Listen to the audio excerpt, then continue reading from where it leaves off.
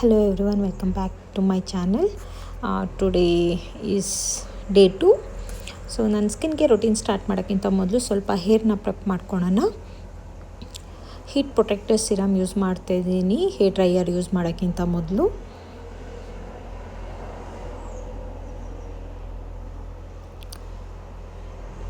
ಥ್ರೋಲಿ ಹಾಕ್ತಾಯಿದ್ದೀನಿ ಸಿರಮ್ನ. Hair dryer ತುಂಬ use ಮಾಡಬಾರ್ದು, ತುಂಬ ಡ್ಯಾಮೇಜ್ ಮಾಡುತ್ತೆ. ಬಟ್ ಇವತ್ತು ನನಗೆ ಸ್ವಲ್ಪ ಅರ್ಜೆಂಟ್ ಇರೋದ್ರಿಂದ ನಾನು ಹೇರ್ ಡ್ರೈಯರ್ನ ಯೂಸ್ ಮಾಡ್ತಾಯಿದ್ದೀನಿ. ಪ್ರಾಪರಾಗಿ ಹೀಟ್ ಪ್ರೊಟೆಕ್ಟರ್ ಸಿರಮ್ನ ಯೂಸ್ ಮಾಡಿ ಬ್ಲೋ ಮಾಡ್ಕೊತಾ ಇದ್ದೀನಿ ಹೇರ್ನ, ನೀವು ನೋಡ್ಬೋದು.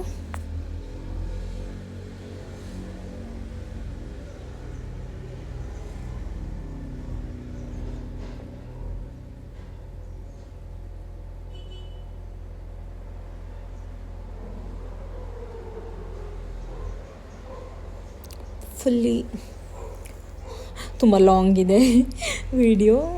ಸೊ ಒನ್ಸ್ ನಂದಾಗಿದ್ಮೇಲೆ ನಾನು ಸ್ಕಿನ್ ಕೇರ್ನ ಸ್ಟಾರ್ಟ್ ಮಾಡ್ಕೊತೀನಿ. ಟೋನರ್ನ ಅಪ್ಲೈ ಮಾಡ್ತಾಯಿದ್ದೀನಿ. ತುಂಬ ಫಾಸ್ಟಾಗಿ ಓಡಿಸ್ಬಿಟ್ಟಿದ್ದೀನಿ ವಿಡಿಯೋನ.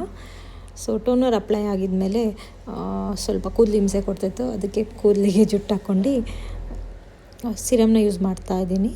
ಸೊ ಇದೇ ನನ್ನದು ಆ್ಯಕ್ನಿ ಸ್ಪಾಟ್ಸ್ ಮತ್ತು ಡಾರ್ಕ್ ಸ್ಪಾಟ್ಸಿಗೆ ಅಪ್ಲೈ ಮಾಡ್ತಿರೋ ಸಿರಮ್ ಸಾಲ್ತಿರಲಿಲ್ಲ, ಮತ್ತೊಂದು ಇದು ಯೂಸ್ ಮಾಡ್ತಾಯಿದ್ದೀನಿ.